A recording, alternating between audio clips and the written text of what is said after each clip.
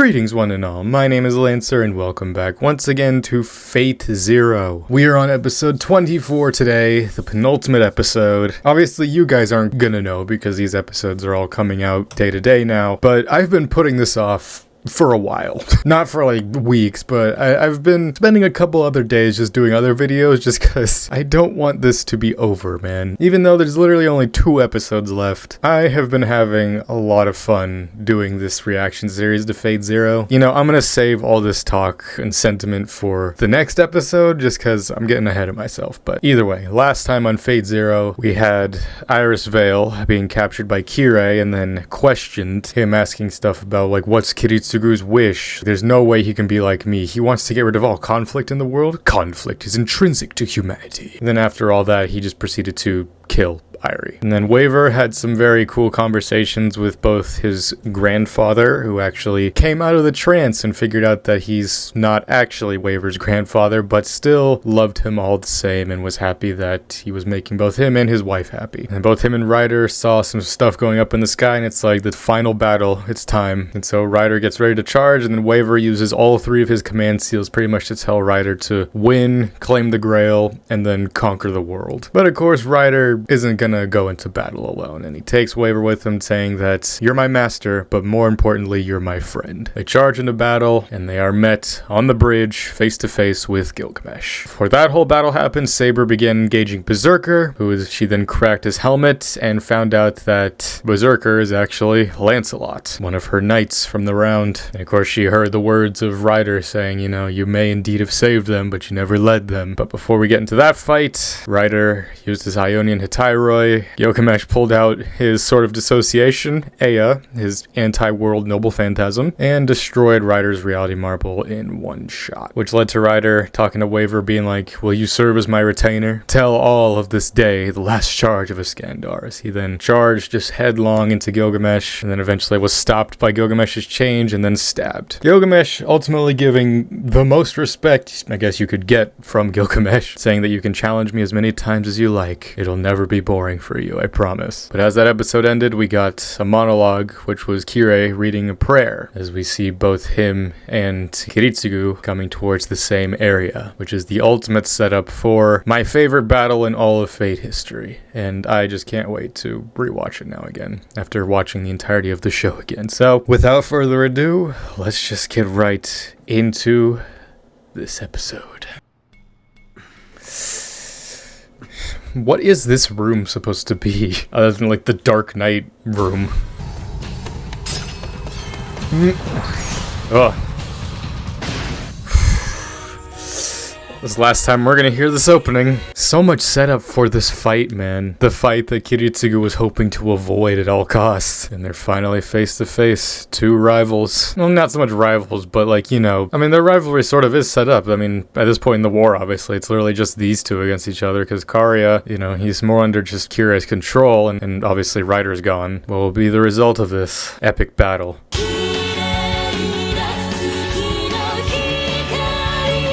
Oh man, I'm gonna miss this. Do let me know if you've all enjoyed this series as well, as we now go into these last 2 episodes. Let's do this. Well, but before we get into their battle...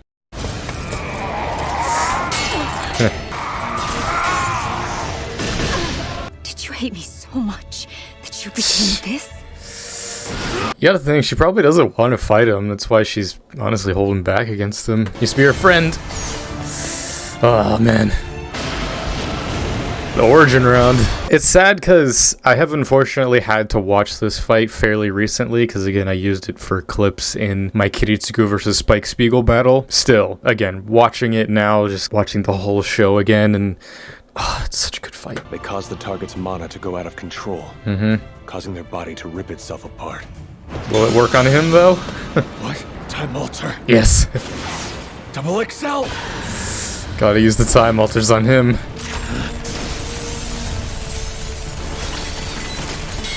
Yeah, this is an uphill battle for Kiritsugu. The origin rounds aren't working.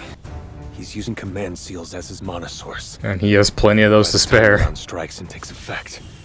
The command seal mana source has already vanished. The origin round's magic won't work.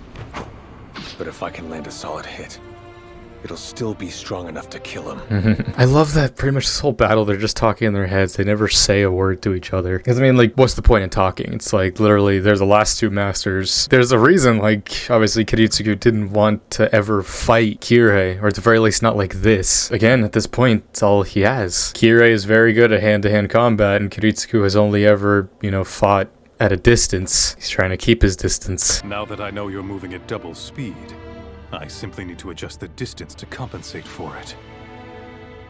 Now Kirei's gonna move at double speed. He's fast. Yep, he is. Oh. One punch.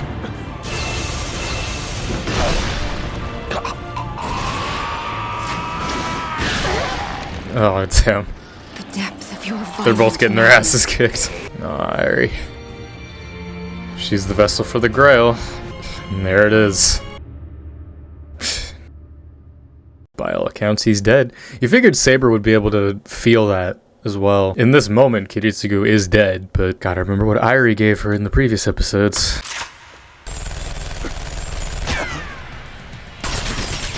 Time alter. Double XL. What does Time Alter look like to a normal person, moving in the blink of an eye?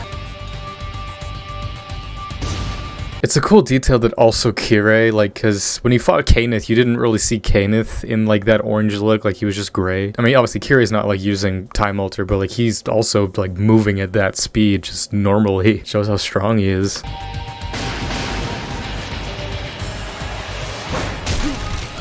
Can't karate chop that bullet. You gotta think how fast that was. It's like by the time that hit him, he realized that like, oh, that's gonna mess me up, and then redirected it out his fucking elbow. That literally is like you can't even comprehend. Again, they're moving like insanely fast, you know, Dragon Ball logic. Like in reality, this fight was probably like not even a minute long. I'm at a massive disadvantage at close range. There you go. I've lost my calico. However, Avalon can heal the wounds. He has healing ability that allows him to instantly regenerate a demolished heart. He exploded his heart with one punch. This dude is nuts. I'll have to destroy the brain, but I can't use my right arm.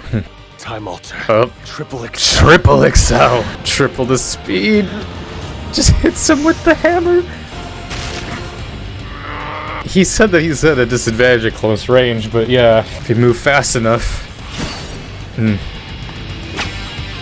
Cool detail, that's actually Maya's knife, because, you know, she used that against Kirei when they fought early on. Alright, no more pausing, just swatting his shit away. Time alter. Square XL. Oh, 4 times as fast. Oh my god. Oh, got his leg too. Oh.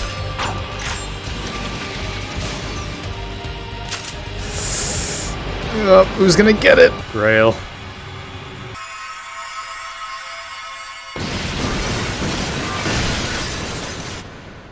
I guess we'll never know. She got him. I will win the grail. If I do not, there will be nothing I can do to atone to you.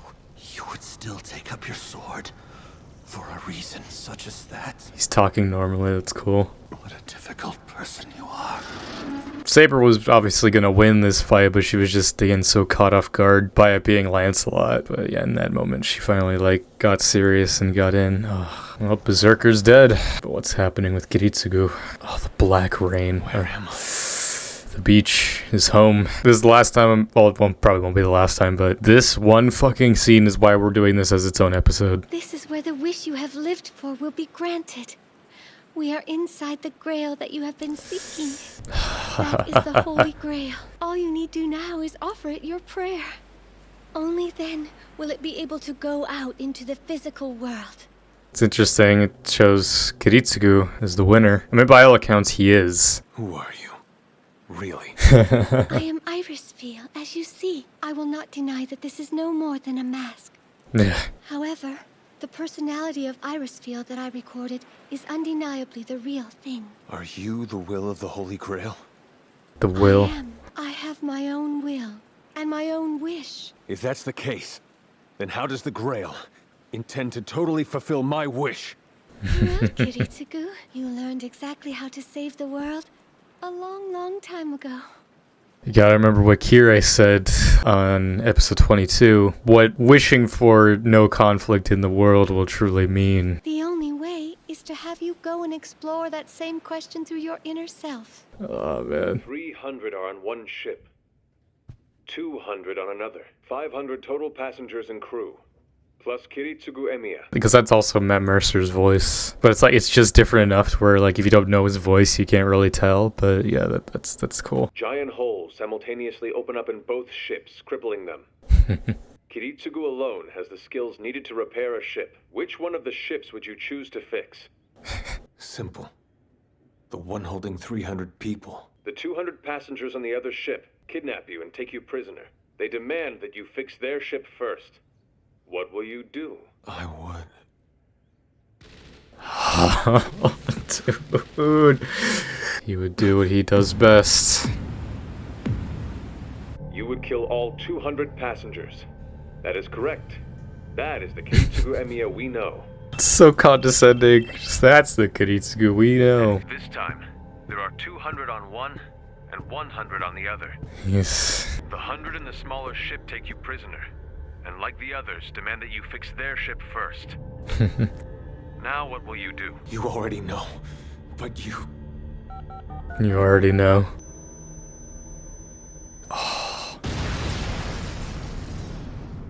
Back to when he blew up the hotel, yeah. Oh, that's such a good little detail. Because it's like the beep and then the ping that goes all the way back to when he blew up the hotel to kill Kenneth. Just taking it back to, you know, he'll do whatever it takes. That's impossible! How can that be the right decision? 200 survived. But 300 died so they could live. You made a choice to sacrifice the few to save the many. You have consistently chosen to kill those on the lighter side of the scales. If it saved lives, the lives of the saved must have been worth more than those you destroyed. Yeah, that's his whole philosophy. This is your truth. The answer that lies within Kiritsugu Emiya. The course of action that should be taken by the Grail as an all-powerful wish granter. No. No, this is not what I want! Your wish cannot include a method you yourself don't already know. It must be done in a manner that you can fully comprehend. Like how? How in the hell can you call that a miracle? Yeah. Oh, shit. Father. Oh my god. Oh. You truly are Angramanyu. Oh, that's a name I haven't heard in a long time. To bear all the evil in the world. 3 remain. Will you save 2 or choose 1? Chooses to kill Maya. Welcome home, Daddy! Oh, I'm so happy that you're finally back! Oh, the snow. Your wife, The black snow. to take back your daughter. Oh, god. I'll be happy just as long as you and Mother are with me from now on. Thank you. Daddy loves you.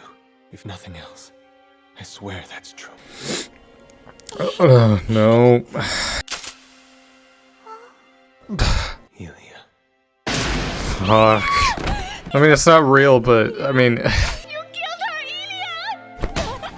Elia! Getting choked again. There's so much to this. Refuse us. Why do you refuse us? 6 billion people on the earth I curse you. versus you two. The day I have to kill you, die. and I will save the world. Never forgive.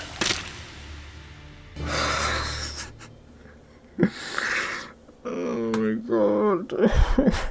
That scene will never fail to fucking break me, because it breaks him too. That is like the perfect just dissection and just dismantling of one's ideology. Like, his entire thing, needs of the many over needs of the few. And then he's finally faced with the wish he's wanted, and then the Grail just be like, you are Angramanyu, the wish cannot be something that you yourself cannot comprehend. Again, it goes back to what Kirei said. You cannot erase conflict from the world without erasing all of humanity. humanity. And yeah, that's what the Grail was ready to do. It's so many layers to it, just because like him shooting Elia, killing Iris, again, even though obviously it's not the real Elia and Iris, still he's rejecting them because he's realizing what they truly represent. Not saying that he would actually do that to the real Iris or Elia. He has to reject them in order to reject the Grail, you know. To make a God of War comparison, it's like in I don't remember, it's one of the spin-off games where Kratos is put into a dream where he's reunited with his daughter, and then he realizes that he has to push her away to break free of that. It's very similar in this. And then just that part, 6 billion people on the earth versus you two, and then just I'll do what it takes to save the world. In a way, it's like this is Kiritsugu getting his wish. He's saving the world by rejecting the Grail. It also just showing him, like, you know, his dad, Natalia, just all his different points in life where he justifies his own actions by, I'll save the world by getting rid of this evil. Entire videos can be and have been dedicated to this one episode, this one scene about Kiritsugu. I mean, he definitely made the right choice, but just because you make the right choice doesn't mean it doesn't have consequences. Kirei. What a boring conclusion to this fight. Why did you refuse it? You were able to see all that. He was watching it all. How can you simply deny the worth of something you work so hard to attain? It's cool, like, they're finally talking to each other. It's like the first time they've ever exchanged words. You know, in a way they exchanged words by fighting, but I just love that. What a boring conclusion to this fight. Would have liked to have seen what would have happened if their fight went all the way. It was safe to say, like, that last part where, like, the swords were coming to Kiritsugu and he was about to shoot Kirei, that was going to be the end of the fight. I mean, to be fair, even if Kiritsugu got stabbed, he has Avalon, so it's safe to say that Kiritsugu probably would have won the fight. The tremendous toll it demands is far greater than anything it can offer. That thing is no omnipotent wish granter. Then give the damn thing to me! You may not think you need it, but I most certainly do. The Grail longs for a life of its own, longs for its own birth. Please, don't kill it. It's... Yeah. You are the fool. I can't understand. Fate Stay Night fans watching this for the first time, like, wait, what?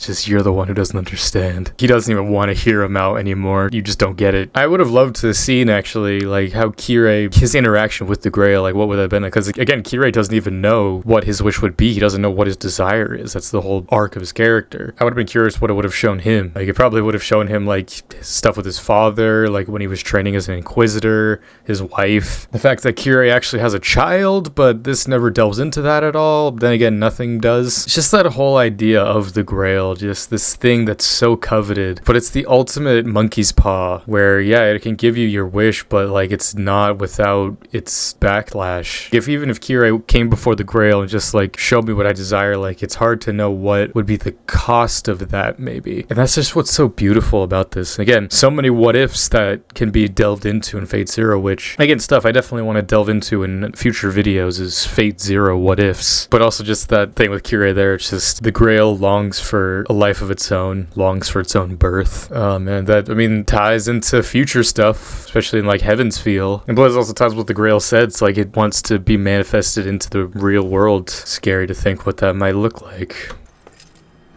Oh yeah, the servants. You're late, Saber. Yeah, I Gilgamesh. realize you were enjoying yourself with your old mad dog. Look at that delightful expression, like that of a ravenous wild dog. Of course, it would be these two at the very end. I mean, of course, it only ever was going to be these two. The two most powerful servants in the war. I mean, not even just this war, just in Fate in general. The Holy Grail belongs to me! Lay down your blade and be my wife. A grail that Just- grants miracles? Where is the sense in totally obsessing over something so dubious? From now on, seek only me and devote yourself to me alone. I mean, he knows what her answer is going to be, but it's like, she refused to write her. Why would she accept you? I also love that deal. It's like, the Grail is literally right behind him. And he's just like, nah, fuck it. I mean, he said before, it's just like, I could loan people a Grail or two if I wanted. Again, with the Holy Grail, it's so interesting, just like, with the Holy Grail, like, what would it show Gilgamesh or Saber? I mean, again, we know what Saber's wish is. She wants to restore Britain, or at the very least, undo her rule. I want to know, like, what would the Grail actually show Gilgamesh? Just like, you actually do have a wish. You just don't know it. More specifically, maybe to see someone again. I swear as king of all creation that I shall give you every pleasure the world has to offer. You would steal the Holy Grail from me? For such utter nonsense? I was not asking for your opinion. I am informing you of my decision. I refuse. I would never... Shyness has left you at a loss for words, I see. You may answer wrongly as many times as you like. Answer wrongly. Best part about this is the fact that this takes place in a theater. Just the theatrics of it all with Gilgamesh. It's perfect. If you would learn the joy of serving me, you must first learn the exquisite pain of it as well. Kiritsugu has By 2 my command seals. Use your noble phantasm. Destroy the Grail. Destroy it. By my 3rd command seal, I order you again. Just enforcing it again. You of all people! Why this? Saber, destroy the Holy Grail. Oh my god. How is there 3 hours left? Oh, I want to go into the last episode so badly. Oh, but I need to keep this as its own thing. I can't even. Well, that was episode 24 of Fate Zero. Fucking hell, yeah. When I talked about episode 11 way back when, which that feels like ages ago, I said that I think that might be my favorite episode, but this was the one episode where I was just like, I need to rewatch it again. And now that I've rewatched it, yeah, episode 24 is still my favorite episode. Just between Kirei and Kiritsugu's amazing battle, Saber and Berserker's, like, the conclusion of their fight as well, Kiritsugu being confronted with the Grail, his little conversation with Kirei, Saber and Gilgamesh's conversation as well, and then just that, Saber, destroy the Grail. I mean, Saber has resistance to magic, which even applies to command seals in some respect. That's why he doubled down and did both. But it's just that, at the end, just you of all people, why? It's a shame that Saber, she didn't get to know what Kiritsugu saw. Unfortunately, never will. Oh my god, where do I even start to talk about this episode? Again, from everything, just the absolute just destruction of Kiritsugu's ideology. It's just what he's lived his entire life up to that point. Again, needs of the many, needs of the few. I'll sacrifice as many in what he views as insignificant, evil lives to save the good many. And then when he's finally confronted with the opportunity to have his wish granted to remove all conflict, he realizes just the cost it will bring. It's just like all of humanity will be destroyed. It's a shame that him and Kirei never got to talk about that, because I feel like Kirei, I mean, not that Kiritsugu maybe would listen to him, like, because Kirei, again, he predicted it a couple episodes ago. It's just conflict is intrinsic to humanity. To wish it away would be to destroy humanity as a whole. That scene with, like, Saber and Gilgamesh as well, just, again, Gilgamesh literally has he could turn around and grab the Grail if he wanted, but again, he doesn't care about that. But just that as well there, just lay down your sword and be my wife. It's this one episode, this and episode 11, that encompasses what Fate Zero is and why I love it so much. This journey you go on with these characters, that it doesn't hit you as hard, because, like, I've seen videos of people who have watched a lot of the fights in Fate Zero out of context, and it's just like, yeah, they're cool fights, but, like, they work more if you watch the show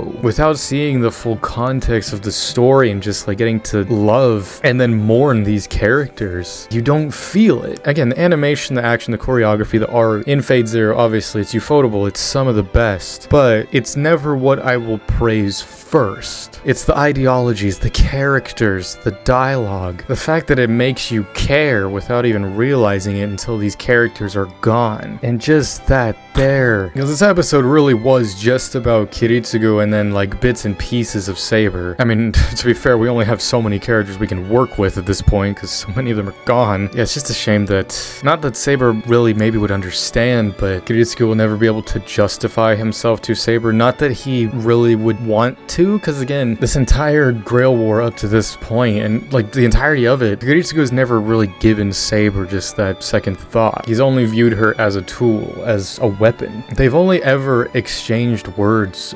once. I'm talking about, like, after the whole Lancer episode where Kiritsugu talked about just a battlefield is hell itself. He kind of was talking to Saber, but he was more talking to Saber through Irie. He's barely ever looked her way, and it is enforced here at the very end. He uses her noble phantasm to destroy the Grail. That voice acting there from Carrie Walgren at the end, just that scream, stop, and just, like, the voice cracks and whatnot, and it's just like, oh, dude, because you truly feel feels just like she wants that wish. Like I mean, it's the whole reason this war is happening. I mean, you can really look at it now with Kiritsugu and just Saber as well. It's just everything up to this point, everyone who's died, everyone we've killed. And that's why, again, Saber says in that scene, it's just like, you of all people, why this? For Kiritsugu, it's the right choice, because that grail is just evil. Like you said to Kirei, it's no omnipotent wish granter. I could legit talk about this one episode forever, but we do have one episode left. Episode 25, and man, I'm jumping ahead. I'm already like getting ready to talk about just like this series has been so great, but again, I'll save that for when we do next episode. But